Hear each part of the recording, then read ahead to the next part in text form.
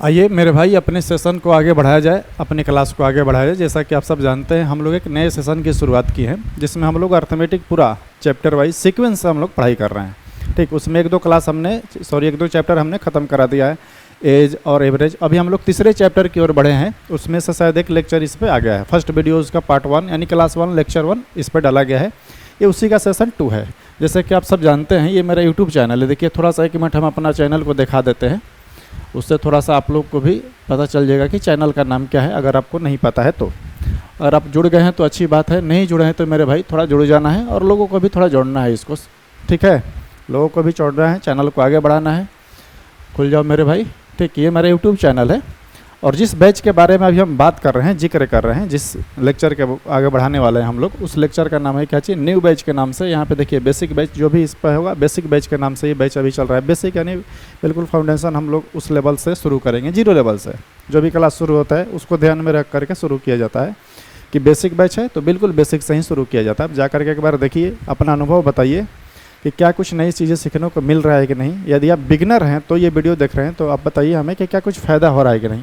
लेकिन basic batch है, ठीक, आपको बिल्कुल समझ में आना चाहिए जहाँ तक मेरा अनुभव है। तो आपको इस बैच को ढूंढने के लिए ज़्यादा टेंशन नहीं लेना है और इधर उधर नहीं जाना है। आप डायरेक्ट मेरे यूट्यूब चैनल पे आइए जिसका नाम है कुंदन सर गणित पाठशाला। ठीक, इस पर डायरेक्ट आइए आप, और डायरेक्ट आपको कहाँ आना है, प्ले लिस्ट में आना है। प्ले लिस्ट में आइए, वहाँ पे देखिए एक न्यू बैच के नाम से एक प्ले लिस्ट बना गया है। ठीक, इस प्ले लिस्ट को ओपन करिए। इसमें 2 चैप्टर ख़त्म हो चुका है ऑलरेडी, एक एज का और एक एवरेज का। तीसरे चैप्टर की ओर हम लोग आ गए हैं। ये डे 11 था, आज हम 12वां दिन को लेक्चर ये ले रहे हैं। इसमें रेशियो पार्ट 2 का हम क्लास लेंगे। अभी हमारा लेक्चर आएगा रेशियो का क्लास 2। देखिए क्लास 1 डाला गया है, ये क्लास 2 है। आप देखिए, थोड़ा समझिए और अपना अनुभव हमें बताइए, और चैनल से थोड़ा जुड़ जाइए। नहीं जुड़े हैं तो, जुड़ गए हैं तो अच्छी बात है, और लोगों को भी जोड़ना है। ठीक है, चलिए आज के क्लास को शुरू करते हैं। देखते हैं आज क्या नई चीज़ें सीखने वाले हैं, आज के लेक्चर का क्या फ़ायदा होगा, कुछ फ़ायदा होगा भी कि नहीं होगा, आप हमें बताइएगा कुछ फ़ायदा हुआ कि नहीं, और क्या नई चीज़ें सीखने वाले हैं। देखिए 1 मिनट में थोड़ा सा हम सारांश या फिर कंक्लूजन कर दे रहे हैं क्लास 1 का। उसमें हमने कुछ खास कह सकते हैं कि सारे बेसिक कॉन्सेप्ट को हमने क्लियर किया था कि क्या पढ़ेंगे, क्या क्या चीज़ें आएगी, क्या क्या टॉपिक आएगी। रेशियो आएगा, एक प्रोपोर्शन आएगा जिसको समानुपात बोलते हैं। रेशियो के बारे में हमने पूरा जिक्र किया था, उस पर शायद 17-18 क्वेश्चन भी कराए थे कि किस किस तरह के क्वेश्चन को डिफरेंस टाइप के दे करके हमसे कैसा कैसा सवाल पूछेगा। रेशियो में देगा, बट्टा में देगा, बराबर में देगा, उस सब का रेशियो हमने निकालना सिखाया था। अब थोड़ा सा उसी को टाइप को आगे बढ़ाते हैं। आज रेशियो, कल रेशियो पढ़े थे, आज प्रोपोर्शन के बारे में बात करेंगे, समानुपात के बारे में थोड़ा सा जिक्र करेंगे, और फिर मेरा रेशियो और प्रोपोर्शन दोनों का जिक्र हो जाएगा। फिर उसके बाद मिक्स क्वेश्चन को प्रैक्टिस करेंगे और सेशन को आगे लेकर के चलेंगे। आज थोड़ा सा कॉन्सेप्ट समझते हैं कि आज क्या सीखने वाले हैं। जिसे देखिए, आज जो चीज़ सीखने वाले हैं उसी पे चर्चा करते हैं, और ध्यान से थोड़ा देखिएगा। जैसे देखो, अभी जो चीज़ें हम पढ़ाए थे, अभी जिस चीज़ के बारे में हमने सिर्फ पढ़ाया इस लेक्चर क्लास 1 में, वो यही था। सिर्फ क्या था, 2 बिंदु। और 2 बिंदु के बारे में अगर मैं बोलूँ कि 2 बिंदु का है, तो बोले सर इस 2 बिंदु का बताए थे रेशियो। इसको क्या बताए थे, रेशियो, अनुपात बोले थे। ठीक, अब 2 बिंदु से हम लोग बढ़ जाएंगे, कितने बिंदु पे अब आ जाएंगे, 4 बिंदु। और इसके लिए थोड़ा सा हम बस बताए दें कि इस बिंदुआ का अर्थ अगर कोई बराबर लिख दे रहा है तो कहीं गलत नहीं लिख सकता है, यानी वो गलत नहीं कह रहा है। हम समानुपात को बराबर से भी इंडिकेट कर सकते हैं। जैसे मैं एक एग्जाम्पल से आऊँ, अगर मैं बोलूँ कि 2:5, ठीक, ये अनुपात है, और मैं बोलूँ 2:5 समानुपात, इसको समानुपात पढ़ते हैं, 6:7। अगर ऐसा कहीं दे रखा है और कोई लड़का क्या किया इसको कि 2:5 लिखा, लेकिन समानुपात की जगह क्या लगा दिया, बराबर का साइन, और 6 क्या लिख दिया, 7, तो बिल्कुल ये गलत नहीं है, ये भी क्या है, सही है। मैंने हम कहना क्या चाहते हैं कि समानुपात का मतलब अगर सीधा सा अर्थ बोला जाए तो बराबर को इंडिकेट करता है।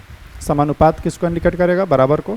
हम उसी चीज़ को पूरा डिस्कस करेंगे कि ऐसा इसको जिक्र करते हुए, समानुपात का जिक्र करते हुए किस तरह के क्वेश्चन को उठाएगा।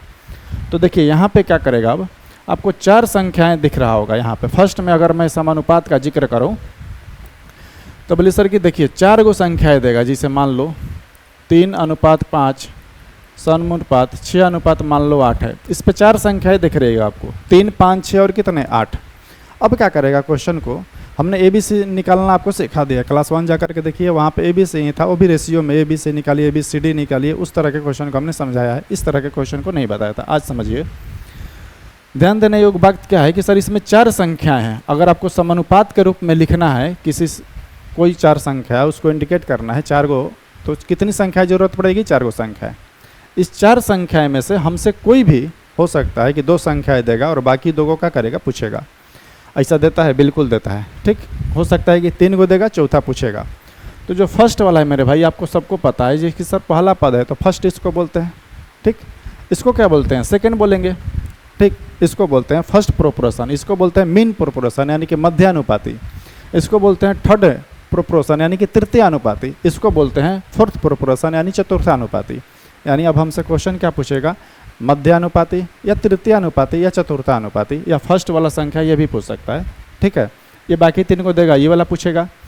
अब समझते हैं कि क्या होगा। एक मिश्रित होता है, एक मिश्रित संख्या। मिश्रित यानी क्या होगा? ABCD यानी ना पहला पद ऐसे नहीं पूछेगा कि मध्यानुपाती बताइए, तृतीयानुपाती बताइए, चतुर्थानुपाती नहीं पूछेगा, वो मिश्रित अनुपात। सेम कॉन्सेप्ट ऐसे ही काम करता है। तो आते हैं हम बनाएंगे कैसे, देखिए कॉन्सेप्ट क्या सीखना है कि पहला हम आते हैं मध्यानुपाती पे। किस पे आते हैं? मध्यानुपाती पे। तो मान लो कोई संख्या है, 2 संख्या A और B। कौन है? A और B।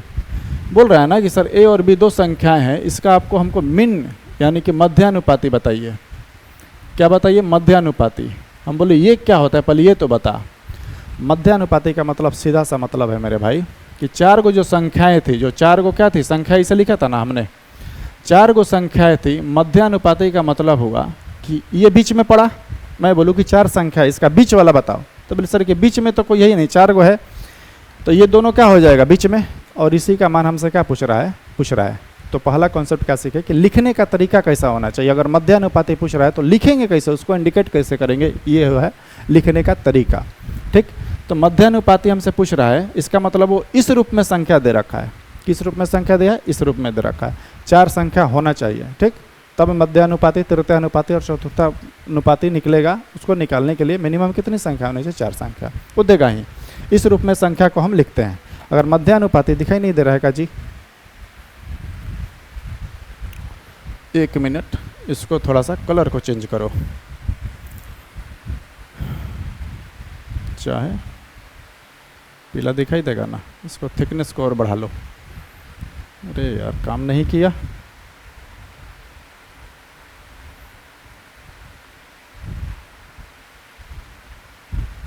चलिए इस पे आते हैं, थिकनेस बड़ा है। ठीक है, चलिए थोड़ा सा इसको देख लेते हैं कि सर अगर मध्यानुपाती पूछ रहा है तो लिखने का तरीका क्या होगा। वहाँ पे तो आप बता रहे थे 4 गो संख्या है, उसमें से मध्य कोई होगा नहीं, तो मेरे भाई पहला लिखने का तरीका यही है। कैसे लिखना है? ऐसे लिखना है। ठीक, इसमें से मध्यानुपाती यानी V का वैल्यू पूछ रहा है, तो लिखने का कॉन्सेप्ट का आता है, लिखने का कॉन्सेप्ट का आता है या थ्योरी का आता है कि सर बाहरी का बाहरी गुणा कराइए, बाहर वाला का बाहर वाला का गुणा कराइए और अंदर वाला का अंदर से गुणा कराइए। यानी कि अगर मान लो कोई संख्याएँ, कोई 4 संख्या इस अनुपात में अगर होगी, इस अनुपात में, तो हम कह सकते हैं कि एक कॉन्सेप्ट निकाले कि A गुना D बराबर होगा B गुना किसका? C का। A गुना D बराबर होगा B गुना C का। और ये कॉन्सेप्ट कोई आसमान में से नहीं आया। अगर मेरा पहला लेक्चर देखिएगा, ठीक है,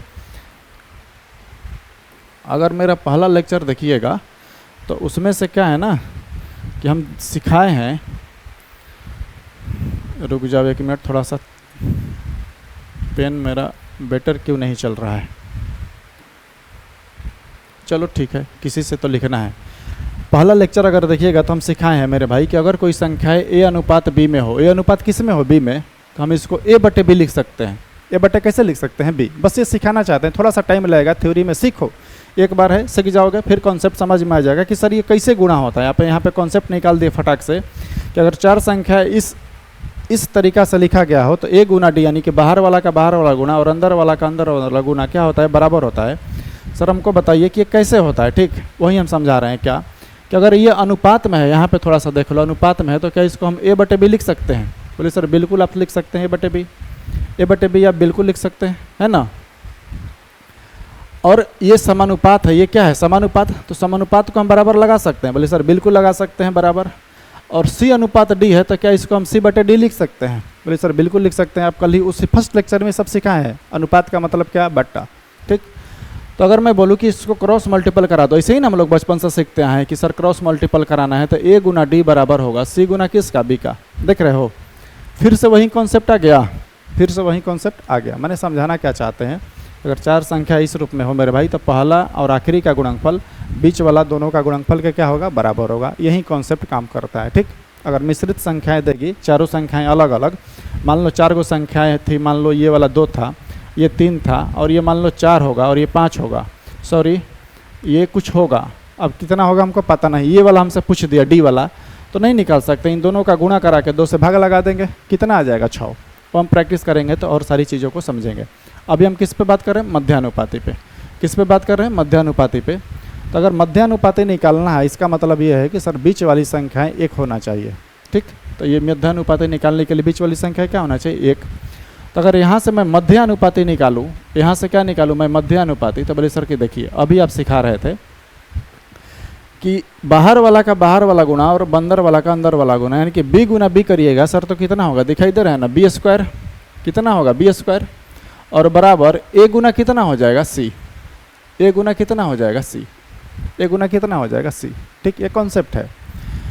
अब अगर मैं बोलूँ कि ये बी स्क्वायर है, सिर्फ हमको बी का मान चाहिए, क्योंकि सिर्फ हमको मध्यानुपाती चाहिए, बी स्क्वायर नहीं चाहिए। तो बोले सर कि स्क्वायर है, आप क्या करिए, स्क्वायर को इधर हटाइए, तो इधर क्या हो जाएगा, रूट। यानी एक कॉन्सेप्ट यहाँ से सीखे क्या, इस कॉन्सेप्ट को यहाँ पे हमने पीछे शायद लिख रखा है, देखिए एक कॉन्सेप्ट सीखे, दिखाई दे रहा है ना, कि अगर मध्यानुपाती निकालना है और कोई 2 संख्याएं दे रखी है, कोई भी 2 संख्या 3, 4, 5, 6 कुछ भी दे रखा है, और उसका मध्यानुपाती निकालना है, मीन प्रोपोर्शनल, तो उसका क्या करेंगे, फटाक से ए बी का अंडर रूट निकाल देंगे, यानी उसका वर्गमूल निकाल देंगे, काम खत्म हो जाएगा। ठीक है, अब आते हैं 1-2 सवाल को सॉल्व करते हैं और फिर अपने क्लास को आगे बढ़ाते हैं। ठीक है, और फिर अपने क्लास को आगे बढ़ाते हैं। ये कॉन्सेप्ट आपको समझ गए कि मध्यानुपाती निकालने के लिए क्या करना है, ए प्लस बी का अंडर रूट ले लेना है, जो भी संख्या देगा उसका अंडर रूट ले लेना है। चलिए आते हैं पहले क्वेश्चन को हल करते हैं। अब देखो बोल रहा है कि सर इसका मध्यानुपाती बताइए, इसका क्या करिए आप, मध्यानुपाती बताइए। हम बोले ठीक है, अगर मध्यानुपाती निकालना है, अगर हमको निकालना है मीन प्रोपोर्शनल, तो फटाक से क्या करेंगे, इसका अंडर रूट करेंगे, और 6 गुना कितने, तो बोले सर 6 गुना 24, 6 गुना कितने 24, ये कितना हो जाएगा 144। कितने हो जाएगा भाई, तो बोलिएगा सर 144, और 144 किसका वर्ग होता है, तो बोले सर 12 का, काम खत्म। इसका मध्यानुपाती कितना हो जाएगा, 12। देख रहे हो, तो ये सब कॉन्सेप्ट है, चीज़ों को सीखना है, सीखिएगा समझिएगा तो और ज़्यादा चीज़ें समझ में आएगी। रिमोट भी काम नहीं कर रहा है, चलो कोई नहीं, हाथ से आगे बढ़ा लिया जाएगा। चलिए देखिए इसका क्वेश्चन अगला, इसका बोल रहे हैं मध्यानुपाती, ये मेरे भाई आपको घर से बनाना है और आंसर हमें कमेंट्स बॉक्स में बताना है। ठीक, जिसे पीछे वाला हमने अभी कराया, पीछे वाला कितना था, 6 और 24 का मध्यानुपाती निकाले, ऐसे ही किसका किसका निकालना है, 6 और किसका 54 का। ये वाला देख लो थोड़ा सा, वैसे ही देखो क्या है ना कि आप लोग घर पे प्रैक्टिस करिए, हम सिर्फ कॉन्सेप्ट समझा रहे हैं, यहाँ पे कितना क्वेश्चन प्रैक्टिस कराएंगे वो कराया जाएगा, लेकिन अभी उतना भी नहीं टाइम को लेना है। जैसे देखिए अब क्या करेगा ना, डिफरेंट टाइप के वो देता है मध्यानुपाती। मैं नहीं बोल रहा हूँ कि मैं सारा क्वेश्चन करा दिया, लेकिन मैं जानता हूँ कि डिफरेंट टाइप के देगा। जितना आसान हमने लिखा है ना, इतना आसान वो देगा कभी कभी, लेकिन कह नहीं सकते हैं कि इतना आसान देगा। वो पूर्णांक वाले देता है, डाटा इंटीजर वैल्यू नहीं देता है। ठीक, यानी कह सकते हैं पूर्णांक वाला देगा, डेसिमल वाला देगा। ठीक है, आप उसको सॉल्व करना है, प्रैक्टिस करिएगा तो सारा अनुभव आएगा।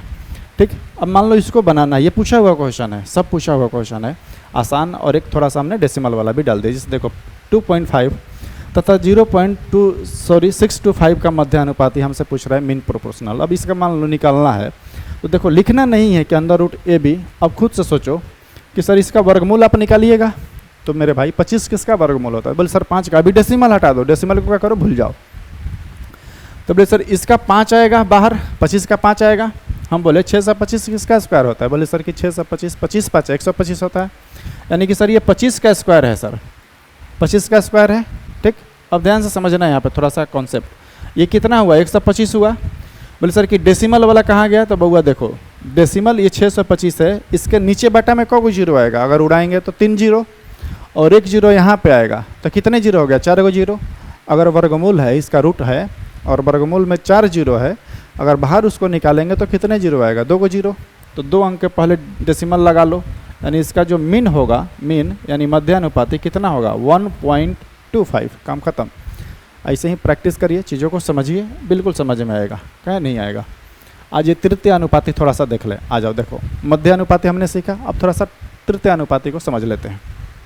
सेम कॉन्सेप्ट, तृतीय अनुपाती का मतलब ये हुआ कि सर 3 गो संख्या है। कितनी संख्या है? 3। लिखने का तरीका क्या होगा वो हम समझा रहे हैं। जिसे देखो ए बी, और यहाँ पे बी तो रहेगा ही रहेगा, और यहाँ पे क्या हो जाएगा? सी। तृतीय अनुपाती का माने मेरे भाई 3 गो संख्याएं हैं। ठीक, कितनी संख्याएं? 3 गो संख्याएं हैं, होना चाहिए। तृतीय अनुपाती का फिर वही काम, क्या करना है इसको?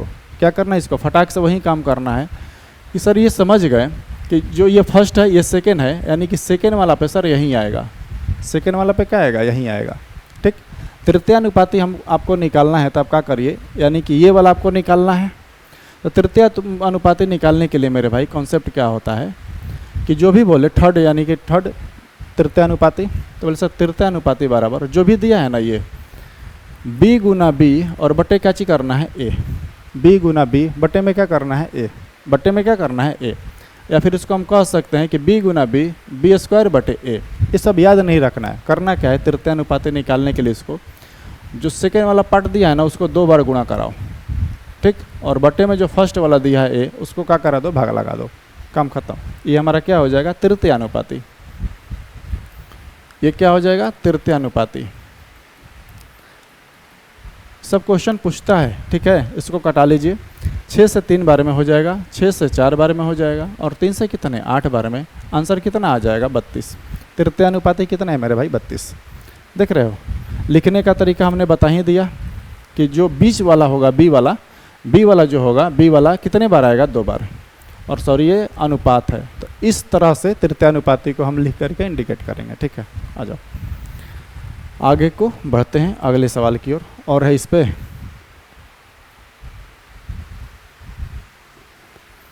चलो इसका तृतीय अनुपाती निकालना है। तो अब मेरे भाई ऐसा लिखेंगे, ABCD थोड़ी नहीं लिखेंगे। फटाक से क्या करेंगे सर कि अब तृतीय अनुपाती निकालना बताए हैं, जो बीच वाला है उसको गुणा कराओ। बी स्क्वायर होगा, क्या होगा? बी स्क्वायर, और बटे में क्या होगा? 23, यानी 31 किसका स्क्वायर होता है मेरे भाई? 961 होता है शायद ना। 900 कितना होता है? 61 बटे कितने? 23। काम खत्म। देख रहे हो कितनी आसान है चीज़ें। अब इसी को बनाना है मान लो डेसिमल वाला। तो डेसिमल वाला बनाने के लिए फटाक से क्या करेंगे? वहीं फिर से काम, इसको क्या करना है? 2 बार गुणा कराना है।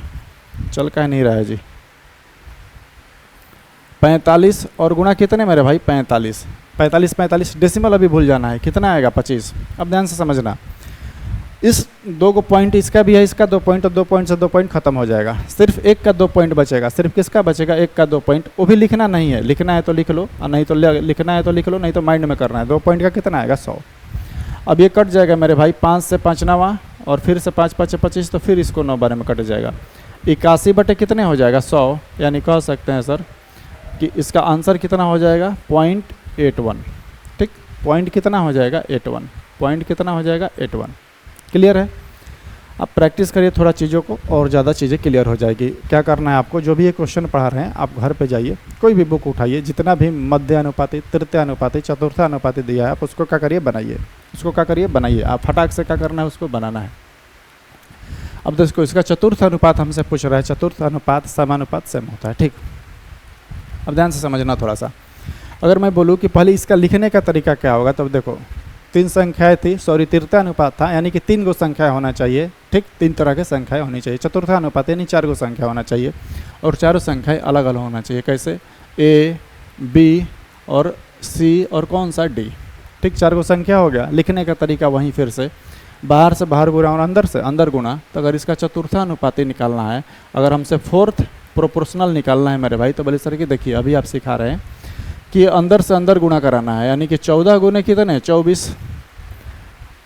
इसको लिखने का भी है, एक थोड़ा सा हम समझा दे रहे हैं। देखो अगर इसको लिखना है तो कैसे लिखेंगे?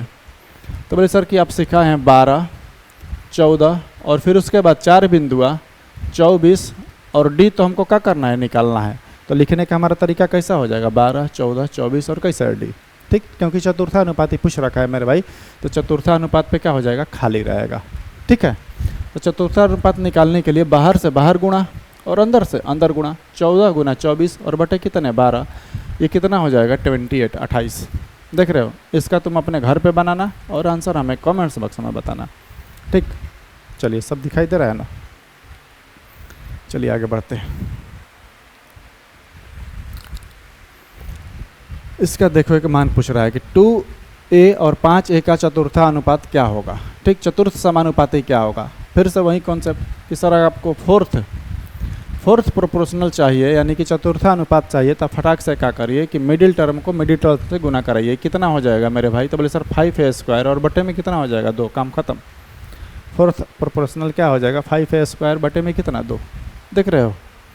तो कॉन्सेप्ट को समझना है, ठीक है, और चीज़ों को समझना है, घर पे प्रैक्टिस करना है। घर पे क्या करना है? प्रैक्टिस करना है। अपने से जितने क्वेश्चन हो सके प्रैक्टिस करिए, उतने ही ज़्यादा चीज़ें समझ में आ जाएगी, ठीक है।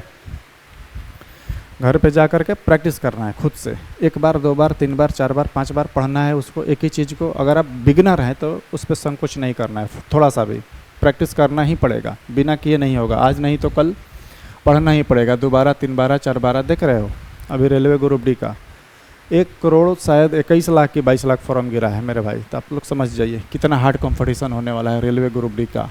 1 करोड़ 21 लाख 22 लाख ये डाटा निकाला है अभी रेलवे अपना, कितने लोगों ने एस्पिरेंट ने फॉर्म को अप्लाई किया है। ये छोटा डाटा नहीं है, ठीक। तो आप देख लीजिए कैसे क्या करना है। तैयारी इतना आसान नहीं है, पढ़ना तो पड़ेगा, चाहे जो भी हो जाए पढ़ना तो पड़ेगा, ठीक है। चलिए आगे बढ़ते हैं, आज के सेशन को और आगे लेके जाते हैं। 1 मिनट थोड़ा सा, चलिए। अब ये क्या है? ये लैंग्वेज बेसिस प्रश्न है, ठीक है। अब क्या करना है, देखिए हमने क्लास 1 लिया, रेशियो क्लास 1 हमने पढ़ाया, ये रेशियो क्लास 2 है। क्लास 1 में अब देखिएगा तो उसमें A B C बस यही सब निकलना सिखाए हैं, उसी पे आधारित ये प्रश्न है, सब पूछा हुआ क्वेश्चन है। हम दिखाने के लिए सिर्फ इसलिए लाए कि देखो ABC अगर वो डायरेक्ट डाटा भी देगा, खुद से देता है कि A अनुपात B B अनुपात C इतना है तो बाकी निकाल के दिखाइए, या फिर लैंग्वेज बेसिस प्रश्न भी देगा, इस तरह के क्वेश्चन को देगा कि देखो कुछ कंचे A और B के बीच इस अनुपात में बांटे गए, यदि B को A से 10 कंचे अधिक मिले, ये रेशियो का क्वेश्चन है और पूछा हुआ, देख रहे हो। बस 2-4 क्वेश्चन कराएंगे, ज़्यादा नहीं कराएंगे, ताकि आपको बस ये लग जाए कि इस तरह से भी क्वेश्चन रेशियो में पूछेगा। फर्स्ट मेथड यानी बेसिक मेथड के यूज करके हम बनाएंगे, सिंपल कोई कॉन्सेप्ट नहीं, बेसिक। मैं बोलूँ कि 4:5 क्या है, तो बोले सर कि देखिए ये इंडिकेट कर रहा है कि A को कंचा रेशियो में कितना मिला है, तो A को कंचा रेशियो में कितना मिला है 4 और B को कितने 5, ठीक। तो B को A से 10 कंचे अधिक मिले, रेशियो में कितना मिला है अधिक, रेशियो में कितना, तो बोले सर कि रेशियो में B को 1 कंचा अधिक मिला है और वैल्यू में कितने कंचे, 1 का मान 10। तो हमसे पूछ रहा है कि A को कितने कंचे मिले, तो A को कितना कंचा मिला 40, 1 झोरा में 10 आम, तो 4 झोरा में कितने 40 आम, देख रहे हो। बस ये दिखाने के लिए लाए हैं कि देखो ये सब पूछा हुआ क्वेश्चन है, ठीक, पूछा हुआ क्वेश्चन है, सारा प्रीवियस ईयर का पूछा हुआ क्वेश्चन है। अब जब प्रीवियस ईयर का क्वेश्चन बनाइएगा तो उसमें सब ये मिलेगा, बस दिखाने के लिए लाए हैं कि देखो कितना आसान क्वेश्चन ऐसा पूछता है। ये घर पे बनाना, घर पे का 1 सेकंड में तो हम खुद बना देंगे। देखो बोल रहा है कि सर एक बैग में काले टैबलेट कवर और सफ़ेद कवर है 2 गो, 5 और 9 अनुपात, यानी काला का गो है भाई 5 गो और सफ़ेद का गो है 9 गो। बोल रहा है कि सर यदि 450 सफ़ेद है, रेशियो में सफ़ेद का गो है 9 गो, तो 9 का मान 450, तो 1 का मान कितने 50। तो ब्लैक टैबलेट का बोल रहा है कि 5 5 25 यानी कि 250, काम खत्म। देख रहे हो लैंग्वेज बेसिस प्रश्न है, 1-1 सेकंड वाला। अब इसमें क्या दिए, अंतर वाला है। अब देखो आ जाओ, अगर फर्स्ट क्लास देखे हो, फर्स्ट क्लास मेरे भाई यदि शुरू से क्लास देख रहे हो तो ईमानदारी से बताना कि ये रेशियो निकालना सीखा है कि नहीं। जैसे देखो 100 रुपये की राशि है, कोई भी अमाउंट, सॉरी प्रिंसिपल है, पैसा है 100 रुपये, हमको पता नहीं है, वो भी वही हमको क्या करना है, निकालना है, ठीक।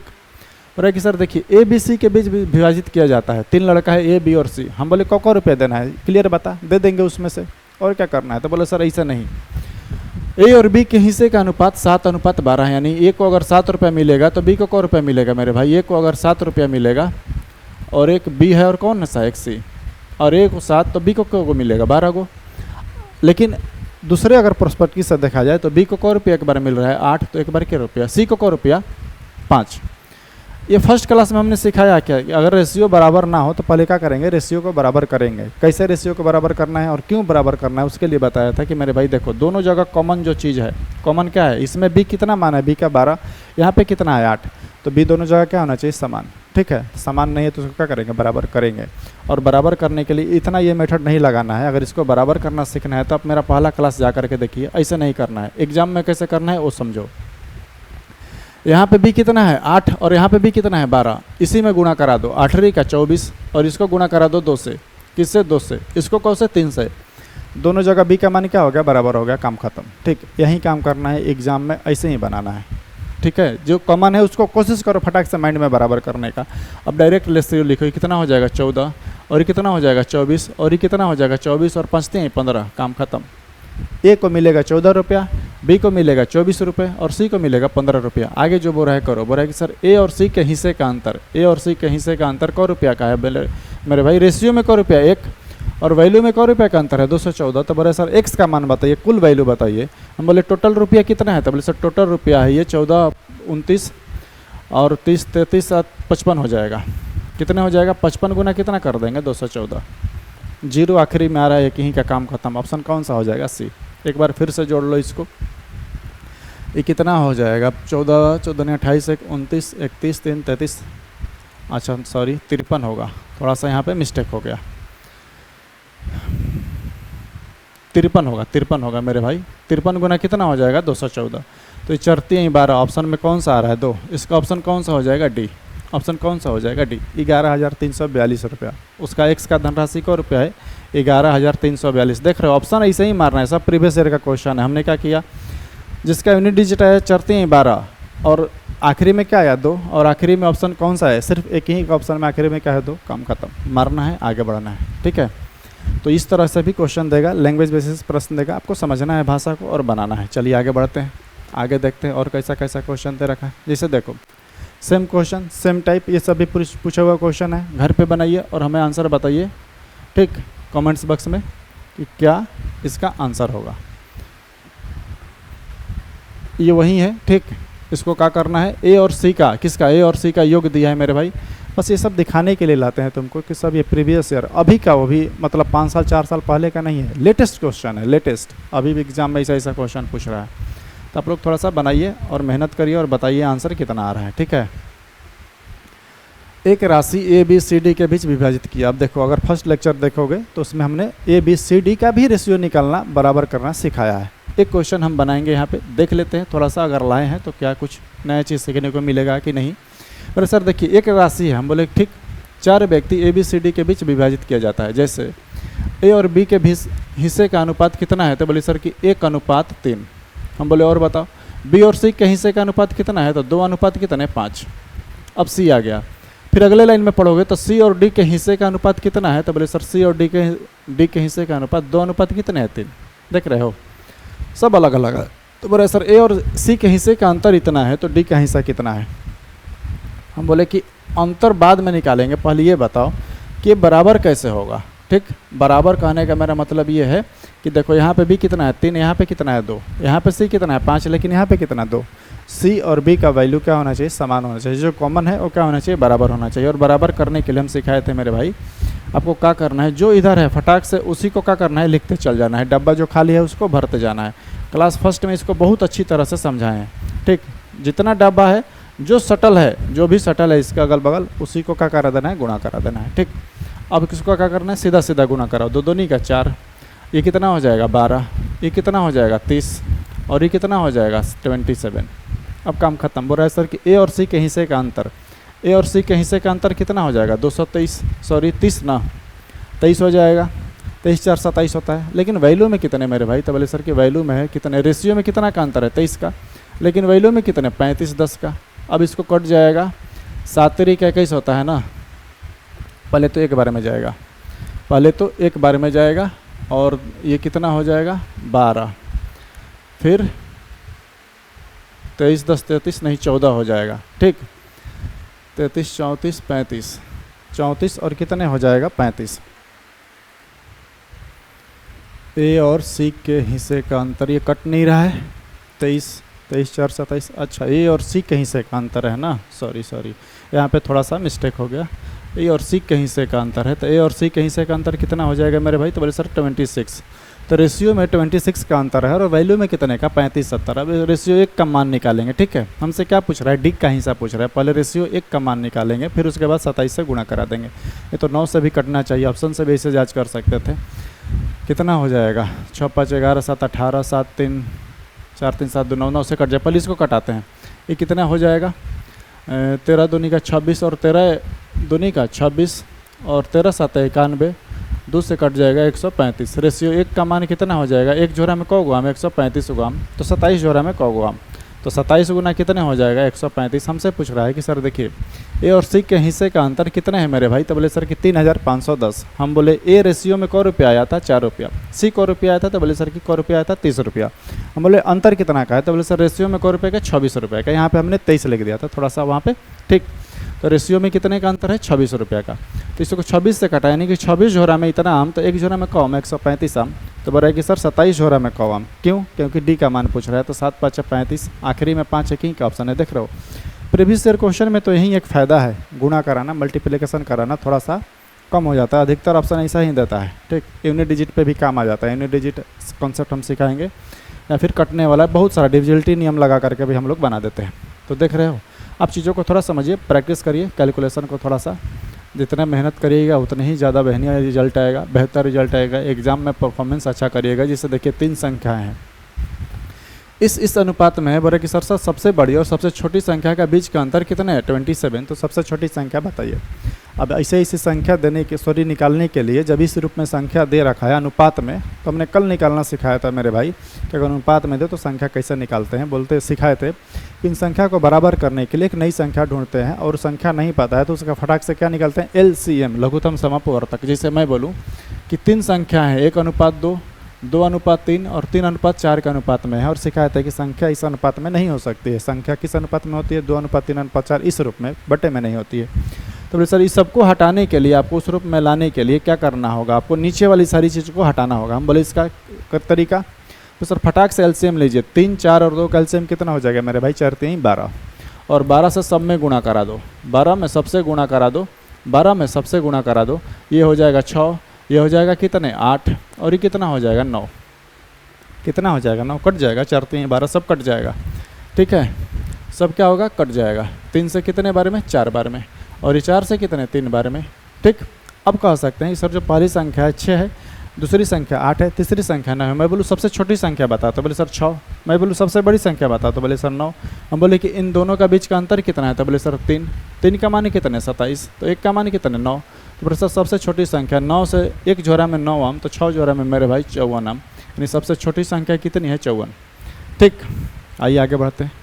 देखिए अगर आप ये सेशन यहाँ तक देखें तो आज क्या सीखे, मन में आया होगा। देखो मेरे भाई ये जो था सेशन, हमने मध्यानुपाती, तृतीयानुपाती, चतुर्थानुपाती सीखा, प्लस में ये जो मैंने 9-10 क्वेश्चन कराया, ये सिर्फ आपको ये दिखाने के लिए कराया कि जो फर्स्ट टाइप या फिर जो फर्स्ट लेक्चर हुआ, फर्स्ट लेक्चर का क्या फ़ायदा हुआ, उस लेक्चर से यूज करके ABCD रेशियो यूज करके, सिर्फ बेसिक मेथड यूज करके लैंग्वेज बेसिस प्रश्न पे कैसे लाता है एग्जाम में, कैसे पूछता है, बस उसी को हमने क्या किया यहाँ पे समझाया।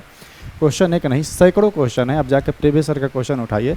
सिर्फ जो फर्स्ट क्लास अगर बढ़िया से पढ़ लीजिएगा उसको ना, जितना भी टाइप पढ़ाए हैं उसको फर्स्ट टाइप को ही इतना क्लियर कर लीजिएगा तो आधा से अधिक क्वेश्चन बन जाएगा रेशियो निकालने का। देख रहे हो इसमें कुछ नया चीज़ नहीं सीख रहे हैं, जो पहला क्लास है उसी क्लास का यूज करके हम इसमें क्या कर रहे हैं, बना रहे हैं। बस अंतर क्या है कि हमने पहला क्लास जो भी पढ़ाया था उसमें हमने लैंग्वेज को नहीं लिखा था, सिर्फ डायरेक्ट डाटा को लिख के समझाया था। एग्जाम में हमसे जो क्वेश्चन पूछ रहा है वैसा ही क्वेश्चन पूछता है जैसा हमने कराया, और साथ ही साथ ऐसा भी क्वेश्चन पूछता है जैसा हमने अभी कराया। अब हम क्या सीखेंगे लेक्चर 3 में। अब लेक्चर 3 में बेसिक को कॉन्सेप्ट हमने जो सीखना था सीख लिए। अब यूज करेंगे ऐसे क्वेश्चन को सीखेंगे जो रियल में एग्जाम में पूछता है। इन सारे कॉन्सेप्ट को यूज करके एग्जाम में पूछता है, थोड़ा सा कैलकुलेटिव पूछता है, समझने लायक क्वेश्चन पूछता है, सबको समझेंगे। चलिए मिलते हैं अगले वीडियो में, तब तक के लिए धन्यवाद। और मेरे भाई ये मेरा यूट्यूब चैनल है, थोड़ा सा आप चैनल को सब्सक्राइब करिए और लोगों को थोड़ा सा जोड़ना है, ठीक है। चलिए मिलते हैं अगले वीडियो में, तब तक के लिए धन्यवाद।